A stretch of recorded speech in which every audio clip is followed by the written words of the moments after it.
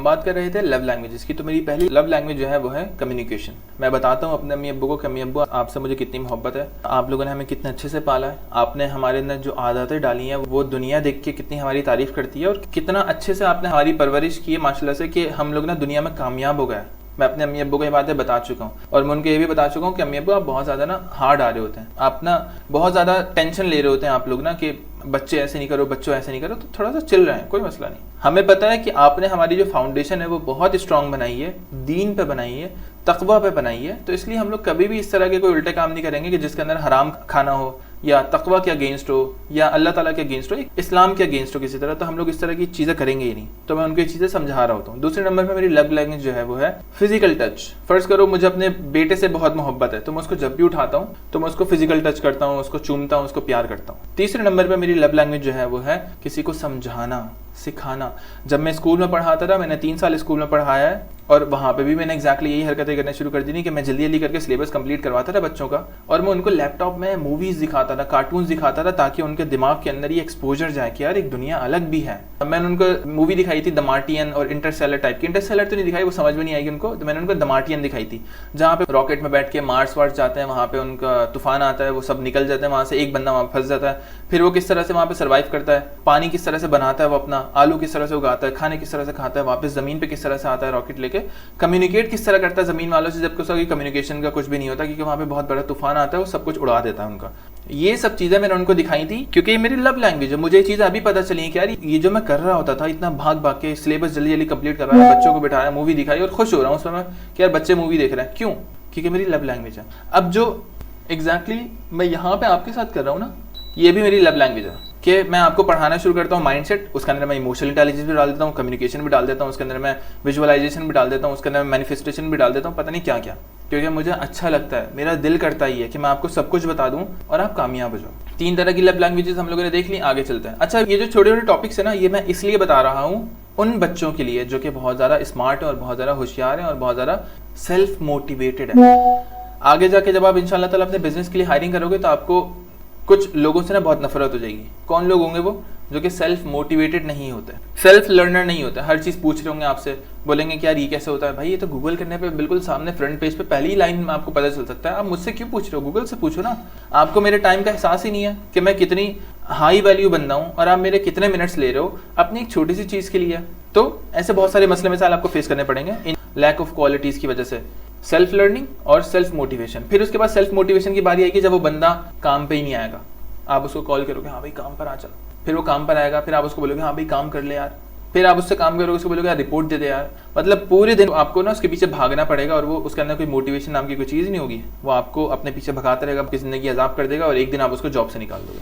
तो ये जो सारी की सारी छोटी छोटी चीज़ें मैं आपको बता रहा हूँ, ये उन होशियार बच्चों के लिए बता रहा हूँ जो सिर्फ मेरी बात एक दफ़ा सुनने के बाद अपने पल्लू से बांध लेंगे, भले से वो लिख लेंगे कि भाई मुझे इन टॉपिक्स के ऊपर बाद में रिसर्च करनी है, क्योंकि मुझे वो बच्चा नहीं बनना जो कि बिल्कुल लकीर का फ़कीर की तरह कोर्स की पूरी आउटलाइन करके बैठ गया, हाँ हारून बताओ क्या हुआ, आगे क्या करना है। भाई इसलिए नहीं मैं आपको कोर्स करवा रहा, मुझे आपका दिमाग खोलना है, मुझे आपको जो भी चीज़ समझानी है सिखानी है वो मैं आपके दिमाग के थ्रू ही दूंगा। मैं कभी भी आपको मछली पकड़ के नहीं दूंगा, मैं आपको हमेशा मछली पकड़ना सिखाऊंगा। इस चीज़ का बहुत ध्यान देना है। अगर आप कोर्स में इस चक्कर में इनरोल हुए हो कि आपको पका पकाया हलवा मिल जाएगा, कोई आपके मुंह में डालेगा और आपका मुंह खुद चबा चबा के ना लुकमा अंदर चला जाएगा, सब कुछ खुद ब खुद हो रहा होगा, तो प्लीज़ आप इस कोर्स में इनरोल नहीं हो, अभी अभी कैंसिल कर दो, मुझसे पैसे वापस ले लो, मुझे मसला नहीं है। लेकिन प्लीज़ इस माइंडसेट के साथ अगर आप इस कोर्स में आ रहे हो तो आपको इस कोर्स का कोई फायदा नहीं होने वाला। किस तरह से हम एक फिक्स माइंडसेट को ओवरकम करें, किस तरह से हम उसको पहचानें और फिर उसको इरेज करें, फिर उसके बाद उसकी जगह ग्रोथ माइंडसेट इंस्टॉल करें। फिक्स माइंडसेट के साइंस क्या है हम ये पढ़ेंगे। फिर मैं आपको सारी स्ट्रैटेजीज बताऊंगा जो कि आपकी हेल्प करेंगी फिक्स्ड माइंडसेट से ग्रोथ माइंडसेट पे जाने में। उसके बाद एक्टिविटी आपने ये करनी है कि journaling exercise on recognising and challenging limiting beliefs. आपने जर्नलिंग करनी है। अच्छा, जर्नलिंग का एक अलग मैंने लेक्चर रखा हुआ है, बाय द वे वही सेम चीज़ मेरी लव लैंग्वेज है। जर्नलिंग का एक वर्ड आया, मैंने जर्नलिंग के ऊपर रिसर्च की। जर्नलिंग मैं हमेशा से करते आ रहा हूँ पिछले 10 साल से 8 साल से, और इस चीज़ ने मुझे बहुत फ़ायदा पहुँचाया है। और आई थिंक मुझे लग रहा है कि यही उन चीज़ों में से एक चीज़ है जिसने मेरे अंदर ना आग लगा दी थी और फिर उसके बाद मेरी तरक्की स्टार्ट हो गई। तो जर्नलिंग के बारे में मैं आपको बताऊँगा, जर्नलिंग किस तरह से होती है, कैसे होती है, मैं अपने जर्नल्स भी दिखाऊँगा इंशाल्लाह आपको। जर्नलिंग का मतलब ये है कि आप अपना एक सेकेंड ब्रेन बनाओ। सेकेंड ब्रेन का मतलब हमारा दिमाग जो है वो दो तरह के काम करता है, चीज़ों को याद रखता है और हमें सोचने में हेल्प करता है। चीज़ों को याद रखने के लिए हमें दिमाग में चीज़ें ना याद रखनी पड़ती हैं, हमें बहुत सारा ध्यान लगा के उनको याद करना पड़ता है, रट्टा लगाना पड़ता है, फिर जाके वो दिमाग में होती है और हमारा दिमाग उनको हमारे मेमोरी से निकाल के वक्तन फ़वक्तन जब जब हमें ज़रूरत पड़ी होती है हमें दे रहा होता है। तो हमने कोशिश ये करनी है कि जो याद रखने वाला काम है दिमाग का, इससे इसको फारिग कर दो। याद रखने वाली हर चीज़ आप लेकर आ जाओ पेपर के ऊपर। तो होता ही है कि जर्नलिंग में मैं लिखता हूँ, आज मैं इतना बजे उठा, मैंने ये वाला नाश्ता किया, आज का दिन मेरे इस तरह से जाएगा, अच्छा अभी मैं काम पे जा रहा हूँ, ये कर लिया, अच्छा फिर मैं काम पे जाऊँगा, फिर मैं जर्नल का ना सेकंड हाफ बाद में लिखूंगा, क्योंकि मैं सुबह सुबह बैठ के पूरा जर्नल नहीं लिख सकता, क्योंकि मेरा पूरा दिन अभी हुआ नहीं है। नॉर्मली लोग 3 तरह से जर्नल लिखते हैं, सुबह दोपहर शाम, या तो दोपहर और शाम, या तो शाम में दिन के आखिर में एक ही मरतबा पूरा का पूरा दिन कवर कर लेते हैं और वो सुबह दोपहर नहीं लिखते। वो आपकी मर्जी है, आप 24 घंटे में से कभी भी आपको टाइम मिले 24 के 24 घंटे भी आप जर्नल लिख सकते हो, आपको कोई नहीं रोकेगा, कोई मसला नहीं है। इसमें होता ये कि आप अपनी थॉट्स को पेपर पे लेकर आ जाते हो और आपके दिमाग का जो तूफान होता है ना, जो इनविजिबल तूफान है, जो कि आपको अभी नजर नहीं आ रहा, वो आपको नजर आना शुरू हो जाता है पेपर पे। फर्ज करो अभी मैं बैठा हूँ और मैं एक प्रॉब्लम हूँ, मैं यूँ बैठा हूँ और मैं टेंशन टेंशन टेंशन टेंशन, अभी जो टेंशन आपके दिमाग में ना, इसको पेपर पे उतार दो। फर्ज करो मैं बोलूँ कि यार मुझे ना फला बंदे को ना पैसे देना है, अच्छा लिख दो यहाँ पे, इधर पेपर पे लिख दो यार पैसे देने। लिखने से आपकी आधी प्रॉब्लम्स आसान हो जाती हैं। ये बात बहुत इंपॉर्टेंट है, बहुत इंपॉर्टेंट है। और मैं आपको इसका रिजल्ट दिखाऊंगा मैं किस तरह से लिखता हूँ। मैंने अपने वॉशरूम की बात है पूरी की पूरी दीवारें भरी हुई है लिख लिख के, मैं वो सब चीज़ आपको दिखाऊंगा, उनके पीछे की पूरी साइंस बताऊंगा, क्यों करता हूँ मैं, क्या सब चीज़ आपको बता दूंगा। जर्नलिंग का मैंने आपको बता दिया कि अपनी थॉट्स को पेपर पे उतारना और फिर उसके बाद उन पर बैठ के सोचना, ना कि अपनी थॉट्स को अपने दिमाग में रखना और दिमाग में ही सोचते रहना। तो होगा ये कि दिमाग में ना 50 सोचें चल रही होती हैं, आप एक सोच के दूसरी आपको परेशान करेगी, तीसरी परेशान करेगी, चौथी परेशान करेगी। तो उस परेशानी से बचने के लिए हम उन सारी सोचों को दिमाग से निकाल के पेपर पे लेकर आते हैं अपने सामने। अब हमारा दिमाग के पास सिर्फ एक काम बच गया कि हम इनको देखें और दिमाग से सोच के मसले मसाइल सॉल्व करें। अब आपके पास दिमाग का आधा लोड कम हो चुका होगा, क्योंकि अब आपने उसको उस जॉब से निकाल दिया जहाँ पे उसको चीज़ें याद रखनी पड़ रही हैं। इसीलिए मैं हमारे जो करंट एजुकेशन सिस्टम है उसके अंदर मैं एक चीज़ का खिलाफ हूँ कि भाई आपको रट्टा नहीं लगवाना चाहिए, आपको ना समझ के बच्चों से लिखवाना चाहिए। यही चीज़ मैंने अपने स्कूल में भी करवाई थी कि एक दफ़ा बच्चे को इंग्लिश सिखा दो बेसिक्स में, उसके बाद उसको कॉन्सेप्ट इतना अच्छे से समझाओ, इतनी अच्छी एग्जाम्पल से समझाओ, रियल लाइफ प्रैक्टिकल से समझाओ, फिर उसके बाद वो बच्चा खुद ब खुद उसको एक्सप्लेन कर देगा अपने अल्फाज में, अपनी इंग्लिश में, और वही आपके पेपर और वही मार्क्स होने चाहिए। लेकिन टीचर्स हजरात हमारे जो होते हैं उनके ऊपर प्रेशर होता है स्कूल की तरफ से। मैं टीचर हूँ और मैंने ये प्रेशर नोट की है, मैं इस चीज़ से गुजरा हूँ, मैंने एक्सपीरियंस किया। उनके ऊपर प्रेशर होता है स्कूल की तरफ से कि भाई बोर्ड मैंने नंबर्स अच्छे आने चाहिए बच्चों के, तो पूरे के पूरे 10 साल ना उनको 9 मैट्रिक की तैयारी में लगाया जाता है, 9 मैट्रिक के रट्टे में लगाया जाता है उनको। अक्सर स्कूल में 8 के अंदर 9 का सिलेबस करवा रहे होते हैं, 7 के अंदर 9 का सिलेबस करवा रहे होते हैं, क्योंकि भाई सिलेबस बहुत बड़ा है ना, रट्टा बहुत लगाना है। तो रट्टा लगा के 4 सालों में रट्टा लगा के अच्छे नंबर्स आएंगे, स्कूल वाले बोलेंगे भाई देखो भाई हमारे बच्चों ने तो 90+ मार्क्स लिए, आ जाओ और एडमिशंस लो। अब वो अपने एडमिशंस के चक्कर में बच्चों को रट्टे लगवा रहे हैं और बच्चों के यहाँ पे कोई हाल नहीं है। बच्चा निकलता है स्कूल से, उसको पता ही नहीं होता बेचारे को क्या करूँ, कॉलेज में जाता है नहीं पता होता क्या करूँ, यूनिवर्सिटी में जाता है उसको नहीं पता होता क्या करूँ। और मैं यहाँ पे पूरी के पूरे एजुकेशन सिस्टम का नहीं बता रहा, मैं यहाँ पे एक खास तबके का बता रहा हूँ जो कि हमारे आसपास जिनको सपोर्ट चाहिए होती है लेकिन वो बेचारे इस तरह से घूम रहे होते हैं, उनके लिए बता रहा हूँ। मैं ऐसा बंदा हूँ ही नहीं जो ना ख़राब चीज़ों पे रोने लग जाए, मैं वो बंदा हूँ जो कि ख़राब चीज़ को ठीक करने वाला है। तो मैं कभी भी आपको ये करते हुए नजर नहीं आऊँगा कि यार उसने गलत कर दिया, यार उसने गलत कर दिया, उसने कर दिया। मैं ब्लेम नहीं डालता किसी के ऊपर, मैं ब्लेम अपने ऊपर लेता हूँ। मैं बोलता हूँ कि भाई तुम हो ना इस दुनिया में,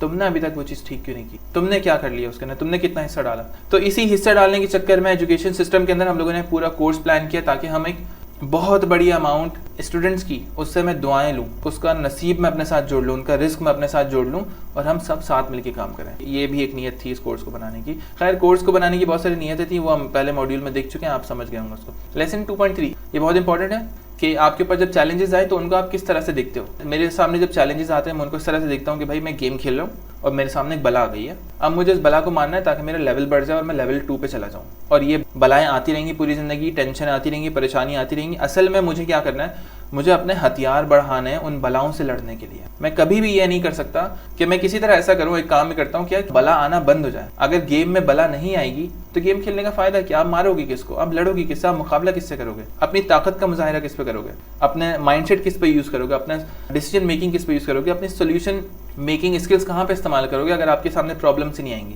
तो मेन चीज़ ये है कि आप चैलेंजेस को, प्रॉब्लम्स को अलग नज़र से देखना स्टार्ट करो और उनके दोस्त बन जाओ और उनको सॉल्व करो। और आपको ये पता होना चाहिए हर प्रॉब्लम को सॉल्व करने के बाद, हर बला से लड़ने के बाद आपका लेवल बढ़ जाएगा। तो जो परेशानियाँ, मुश्किलात अल्लाह ताला भेजते हैं, वो अल्लाह ताला इसीलिए भेजते हैं कि आपको इस लेवल से निकाल के दूसरे लेवल पे फेंक दूं मैं, ताकि आपकी तरक्की हो जाए। तो हर दफ़ा जब भी आप परेशान हो, आप समझ जाइएगा कि आपकी तरक्की चल रही है, आपके साथ अल्लाह ताला कुछ अच्छा करने वाला है। तब जाके आप उस चीज़ के अंदर अपनी एफर्ट डालेंगे, उस चीज़ को सॉल्व करेंगे और फिर आगे बढ़ेंगे। हमने ये एक्सप्लोर करना है कि चैलेंजेस का रोल क्या होता है जब हम ये डेवलप कर रहे होते हैं ग्रोथ माइंडसेट, कि कौन कौन सा चैलेंज मेरा कितना बड़ा दोस्त है, कौन सा चैलेंज मुझे क्या चीज़ सिखाता है और मेरा ग्रोथ माइंडसेट डेवलप करने में मेरी कितनी हेल्प कर रहा है। हम लोग इन चीज़ों को एक्सप्लोर करेंगे। अब जैसे मैंने ये लाइन बताई आपको, वाई दबा के टैब दबाऊंगा, सर्च कर लूँगा, ये शॉर्टकट है अगर आपको नहीं पता था। Why growth mindset, Michael Jordan shares his story on growth mindset. खैर ग्रोथ माइंडसेट के ऊपर तो लोगों ने बहुत वीडियोस बनाई हुई हैं, ये देख लो आप, संदीप महेश्वरी और ये बाकी जितने भी लोग। तो अब आपको समझ में आ गया होगा कि ये टॉपिक कितना डिटेल, कितना बड़ा टॉपिक है, कि दुनिया के बड़े बड़े लोगों ने इस टॉपिक के ऊपर बात की हुई है। इंटरैक्टिव एलिमेंट, ग्रुप डिस्कशन और फॉरम और sharing experience of overcoming challenges. ये जो इंटरैक्टिव एलिमेंट्स वाली जो चीज़ है, एक्टिविटीज़ वाली चीज़ है, ये हम अपनी तरफ से भी चीज़ें निकाल सकते हैं और हम चैट जीपीटी को बोल के भी निकाल सकते हैं। हम आपस में ग्रुप में प्रैक्टिस भी कर सकते हैं, हम घर वालों के साथ भी कर सकते हैं प्रैक्टिस, हम अकेले भी कर सकते हैं। जो जितना सीरियस होगा वो इम्प्लीमेंटेशन को उतना ही तेज़ बनाएगा, उतना अच्छा इफेक्टिव बनाएगा और उतना ही कामयाब होकर दिखाएगा। जो जितना सीरियस नहीं होगा और वो ब्लेम गेम खेलने के चक्कर में होगा कि यार कामयाब नहीं हुआ हारून पे डाल दूंगा, कामयाब नहीं हुआ मीडिया वाली स्कूल पे डाल दूंगा, कोई मसला नहीं, इंस्टीट्यूट को ब्लेम कर दूंगा, गवर्नमेंट ने मेरे साथ ये कर दिया, ब्लेम कर दूंगा। खुद के पास कितनी रिसोर्सेज हैं और खुद क्या कर रहे हो उस चीज़ के ऊपर अगर आप तवज्जो नहीं डालोगे तो आप पूरी ज़िंदगी दूसरों के ऊपर ब्लेम डालते रहोगे और आप कभी भी उस चीज़ को खुद से सॉल्व नहीं करोगे। आपने एक आयत याद रखनी है और मैं आपको एक बहुत बड़ा गिफ्ट दे रहा हूँ। आयत है, रब्बना ज़लमना अनफुसना व इल्लम तग़फ़िर लना व तरहमना लनकूनन्ना मिनल ख़ासिरीन। ए हमारे रब, हमने अपनी जानों पर जुल्म किया और अगर आपने हमें माफ़ नहीं किया तो हम नुकसान उठाने वालों में से होंगे। ये इंटरेस्टिंग वाक़या वैसे ना, वाक़या नहीं है, एक इंटरेस्टिंग सीन है कि मेरी बहन ने मुझे बताया कि हारून तुम ना ब्लेम नहीं लेता अपने ऊपर ब्लेम लिया करो। क्या होता है ब्लेम, कैसे लेते हैं अपने ऊपर ब्लेम? बिल्कुल खाली खुली बात, अपने ऊपर ब्लेम ले लो। किस चीज़ का ब्लेम लूँ, कैसे लूँ, क्यों लूँ, कुछ पता ही नहीं है। असल में हमारी आदत होती है कि जब भी हमसे कोई गलती होती है हमें कोई ना कोई चीज़ चाहिए होती है जिसका हम सहारा लें और हम बोलें कि यार इसकी वजह से ये चीज़ हुई है।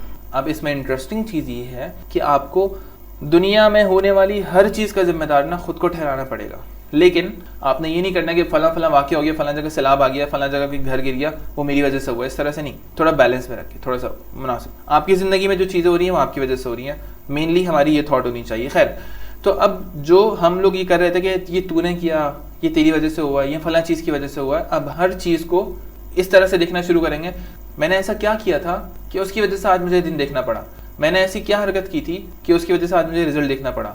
फिर हम जाते हैं हिस्ट्री में और हम पूरे के पूरे प्रोसेस को दोबारा से देखते हैं और हम देखते हैं कि अच्छा यार ये रूट कॉज। जब हम ब्लेम अपने ऊपर लेना शुरू करते हैं इसका फ़ायदा ये होता है कि हमें अपनी गलतियां नज़र आना शुरू हो जाती हैं और हम उन गलतियों को ठीक करते हैं और वो गलतियां गायब हो जाती हैं सफ़ाए हस्ती से और कभी भी आपके अंदर वो गलती रहती नहीं है। लेकिन अगर आप ब्लेम किसी और के ऊपर डालते रहोगे तो आप कभी भी वो गलती अपने अंदर ठीक नहीं करोगे और वो गलती हमेशा आपके अंदर रहेगी और आप हमेशा इग्नोर करते रहोगे उस गलती को और ब्लेम अपने ऊपर डालते रहोगे। अगर आप इग्नोरेंट माइंडसेट बनाना चाहते हैं अपना, उसके लिए बहुत इंपॉर्टेंट इसके लिए है कि आप ब्लेम दूसरों के ऊपर डालते रहो हर चीज़ का। एक और इंटरेस्टिंग बात मैं आपको बता देता हूँ कि कोई भी सिचुएशन हो उसका ब्लेम आपके ऊपर आ सकता है, आप अपने ऊपर लेके जा सकते हो, बिल्कुल बैलेंस में रखते हुए हेल्दी वे में। डिपेंड करता है कि आपकी इसमें प्रैक्टिस कितनी है ये ब्लेम अपने ऊपर लेने वाली चीज़ के अंदर। फॉर एग्जांपल मैं एक चीज़ बताता हूँ आपको। कुछ टाइम पहले मेरे साथ कुछ लड़कों ने धोखा दिया। धोखा किस तरह से किया कि मैंने उनको क्लाइंट पकड़ के दिए, क्लाइंट से मैंने उनको कनेक्ट कराया, मैंने कहा हम टीम बना के काम करते हैं, तुम क्लाइंट को देखो, मैं और क्लाइंट पकड़ता हूँ, फिर हम बिजनेस को ग्रो कराएंगे, आगे बढ़ते हैं। उन्होंने पीछे से क्या किया कि क्लाइंट को डायरेक्ट कर लिया, क्लाइंट को काट लिया और चले गए वो मुझसे। अब इस सिचुएशन में मैं लोगों को क्या बता रहा था जाके कि भाई वो बंदा ना, उसने ना मेरे साथ ये किया, उस बंदे ने मेरे साथ ये किया, उस बंदे ने मेरे साथ ये किया, उस बंदे ने मेरे साथ ये किया। लेकिन जब मैंने आयत पढ़ी तो मुझे समझ में आया कि यार उस बंदे को मैंने जज क्यों नहीं किया था प्रॉपर तरीके से, उसके साथ मैंने कॉन्ट्रैक्ट क्यों नहीं किया था प्रॉपर तरीके से, उसके साथ मैंने मामला इस तरीके से क्यों किया कि उसको लगा कि हारून को मैं छोड़ के भाग जाऊंगा, एक क्लाइंट लेके भाग जाऊंगा तो हारून कुछ भी नहीं करेगा। मेरी गलती ना सारी की सारी, पूरी की पूरी जो थीम सेट करी मैंने, जो पूरा एक पोजीशन किया अपने आप को उसके सामने, पूरा का पूरा जो मामला हुआ उसके अंदर जो गलती हुई है उसकी गलती मेरी थी 100%। अब अगर नेक्स्ट टाइम मैं एग्जैक्टली सेम मामला करूंगा तो मैं क्लाइंट पकड़ूंगा, क्लाइंट उसको नहीं दूंगा। अब मैंने ये चीज़ सीख लिया क्योंकि मैंने ब्लेम अपने ऊपर ले लिया था। अगर मैं ब्लेम उसके ऊपर डालता तो मैं क्या करता, उसको गालियाँ देता रहता और दूसरा क्लाइंट पकड़ के वो भी किसी और को दे देता, वो भी लेके भाग जाता। फिर बोलता अबे यार ये तो हैं ही सारे के सारे चोर, पाकिस्तानी तो हैं ही चोर, ये भी भाग गया, वो भी भाग गया। फिर मैं एक और क्लाइंट पकड़ता, फिर मैं किसी और को दे देता और दुआ करता कि यार ये ना भागे, यार अल्लाह ताला ये ना भागे, वो भी भाग जाएगा। क्यों? क्योंकि मैं गलत बंदों को ऑनबोर्ड करके, गलत तरीके से उनके साथ काम करके उनकी नीयतें ख़राब करवा रहा हूँ, उनको पैसे दिखा के। ये भी गलती मेरी है, मैं हर चीज़ का ब्लेम अपने ऊपर ले रहा होता हूँ। तो इस तरह से आपने चलना होता है। ये मैंने आपकी एग्जाम्पल दिखा दी।